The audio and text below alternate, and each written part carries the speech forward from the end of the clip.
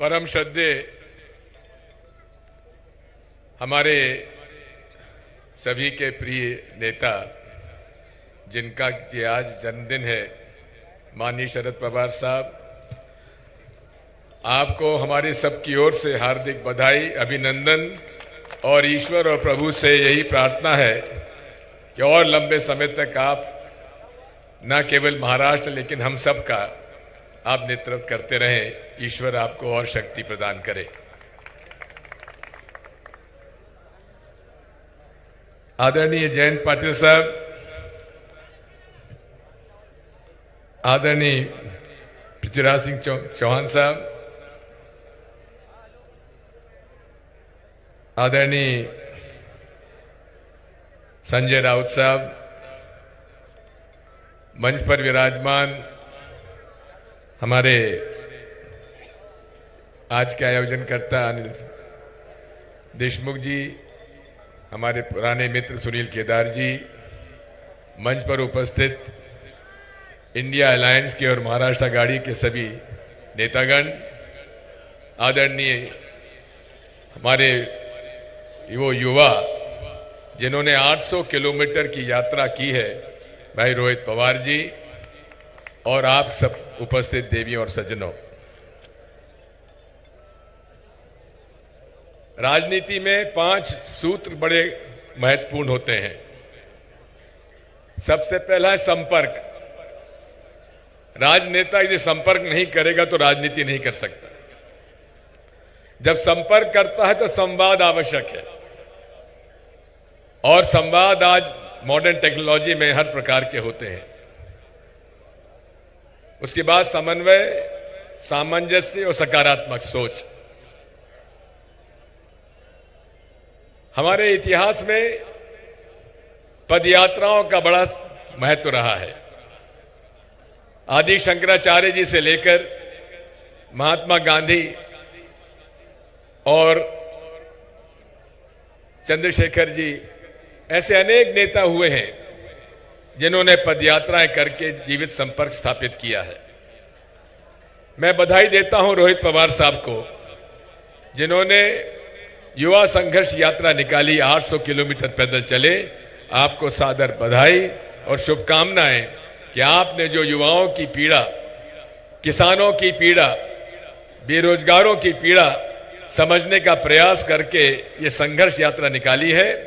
मुझे पूरा विश्वास है कि आप सब लोग मिलकर एक आगे लड़ाई लड़ते रहेंगे।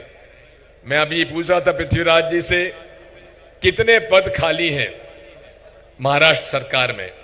मुझे बताया गया कि लाखों पद, शासकीय पद महाराष्ट्र सरकार में खाली है, और उनकी नियुक्ति न करके वो निजी हाथों में लोगों को सौंप रहे हैं। मैं आपसे अनुरोध करना चाहता हूं, नरेंद्र मोदी जी के बारे में हमारे भाई संजय राउत जी ने बहुत कुछ कहा है। 2 करोड़ लोगों को रोजगार देने का वादा उन्होंने किया था, और गारंटी देना उनकी एक आदत हो गई है। लेकिन गारंटी वो बदलती रहती है, हर दिन नई गारंटी देते हैं और पुरानी गारंटी भूल जाते हैं। इसलिए इन सब के ऊपर आपको भरोसा करने की जरूरत नहीं है। शरद पवार साहब हमारे बीच में एक ऐसे व्यक्ति हैं जिन्होंने जो कहा है सो किया है, और आज मैं इस बात को कह सकता हूं कि देश की राजनीति में यदि कोई ऐसा व्यक्ति है जिसके हर पार्टी के लोग इज्जत करते हैं, वो माननीय शरद पवार साहब हैं, और हम उनका सादर, उनका सम्मान करते हैं। साथियों, आज इस देश में जो हालात चल रहे हैं आप सब देख रहे हैं। वैमनस्यता बढ़ती जा रही है, भाई भाई को लड़ाया जा रहा है। अंग्रेजों ने फूट डालकर राज करने की नीति अपनाई थी, लेकिन अंग्रेज चले गए और पीछे भारतीय जनता पार्टी और संघ के लोगों को छोड़ गए, और जो आज वही राजनीति से देश में राज कर रहे हैं। हिंदू और मुसलमानों को लड़ाया जाता है, धर्म को आधार मानकर लोगों में नफरत पैदा की जाती है, और इसीलिए राहुल गांधी जी ने 4000 किलोमीटर की यात्रा कन्याकुमारी से लेकर कश्मीर तक की थी, ताकि हम भारत के लोगों को जोड़ सकें। उन्होंने कहा था, नफरत छोड़ो, भारत जोड़ो। उन्होंने कहा था हम नफरत के बाजार में मोहब्बत की दुकान खोलना चाहते हैं। यही एक भारत के अंदर इस देश की प्रगति और उन्नति का एक ही तरीका है। जब तक सामंजस्य नहीं होगा, जब तक शांति नहीं होगी, तब तक हम लोग इस देश को आगे नहीं बढ़ा सकते। रोहित, आपने जो रास्ता अपनाया है संपर्क करने का, इस संपर्क के रास्ते पर आप सदैव चलते रहें, यही मेरी आपसे प्रार्थना है। मैं आपसे इतना ही कहना चाहता हूं और अनिल देशमुख जी के प्रति आभार व्यक्त करता हूं और रोहित पवार जी के प्रति आभार व्यक्त करता हूं जिन्होंने मुझे यहाँ आमंत्रित किया और मुझे आप सबसे मिलने का अवसर प्रदान किया। मैं इतना ही कहूंगा, 2024 के चुनाव सामने आने वाले हैं और 2024 के चुनाव में इंडिया अलायंस पार्टनर्स को जल्दी से जल्दी सीटों का बंटवारा करने के बाद हमें जल्दी से जल्दी हमारी जो नीतियां हैं उसके बारे में उजागर करना पड़ेगा। मुझे उम्मीद है कि यदि सब लोगों ने मिलकर चुनाव लड़ लिया तो हम लोग सफल हो जाएंगे।